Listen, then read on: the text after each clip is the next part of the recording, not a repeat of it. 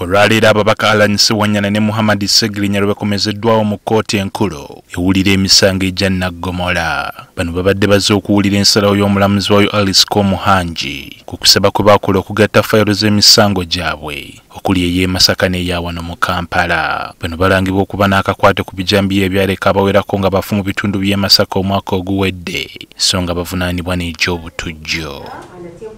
Bannamateeka b'abawawabira bakulembeddwamu omubaka omukyalo wa Kampala Shamim Malende ssaako Samuel Muyizi, so ng'era ab'enganda n'abawagizi b'ababaka bano tebabuzeewo. Omulamuzi Alice Komuhangi taludde ku wansala ye n'agoba okusaba kwa bano okw'okugatta fayiro z'emisango gyabwe. Ezimu ku nsonga Komuhangi z'awadde kwe kuba nti fayiro kwe bavunaanibwa e Masaka ate kuliko abatali kweje gye bavunaanibwa mu kkooti eno, so ng'era ekikolwa eky'okugatta kikolebwa ku misango gya ngassi so si gy'anaggomola gye bavunaanibwa bano. Omulamuzi talemye na kubuuza ababaka bano obanga ddala bo balaba kisaanidde yo okugatta fayiro ng'eri eri Masaka mu maaso g'omulamuzi omulala ate nga kyenkana bali ku ddaala lyerimu. N'olwekyo okuba nti application y'okugatta emisango oba eya witness protection okuba nti twagaaniddwa okuba nga tuzirabako tekitumalamu maanyi, kubanga nga bannamateeka tukyalina omukisa okuba nti tusobola okukyalenjinga oba okuwakanya ensalawo zino nga tugenda mu kkooti ezisingako.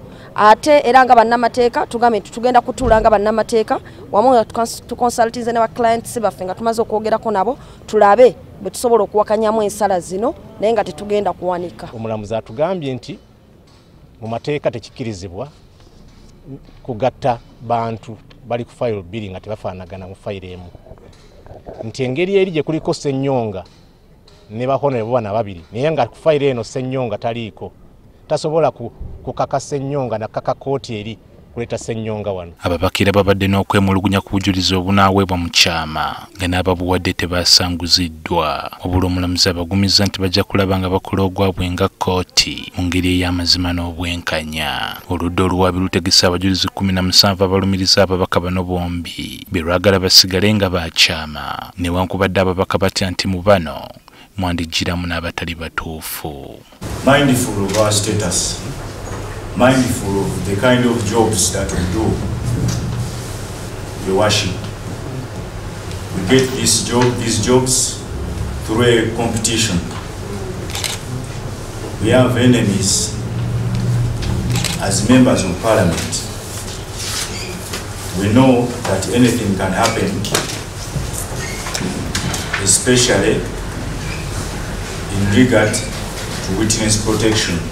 Ku bbalaza ya wiikendi omulamuzi Komuhangi yagaana okusaba kw'ababaka bano okugattibwa ku bujulizi buno ng'agamba kikontana n'amateeka agafuga kkooti ng'eno ewozesa egy'anaggomola. Ababaka bano bavunaanibwa n'abalala 5 okuli Mike Serradda, Jackson Kanyike, Bulo Wamala, Judy Muwonge, John Mugerwa ku misango egy'obutujju n'obutemu nga kigambibwa okuba nga bagiddiza Masaka nga 23 Ogw'omunaana omwaka oguwedde. Kuno kwogatta n'ogw'obutemu ku fayiro e Masaka nga Allan Ssewanyana, Muhammad Ssegirinya ne Wilson Ssenyonga bangi gwe baakazaako erya Nnyonga Ttone nga bagambibwa okuba nga baaguzanga 2 omwezi Ogw'omunaana omwaka oguwedde. Kati baakudda mu kkooti enkulu ku misango gino nga 10 omwezi ogujja, newankubadde nga Ssegirinya ne Ssewanyana ate bo balina okudda mu kkooti eno ku bbalaza ya wiiki ejja okuwulira okusaba kw'okweyimirira kwabwe.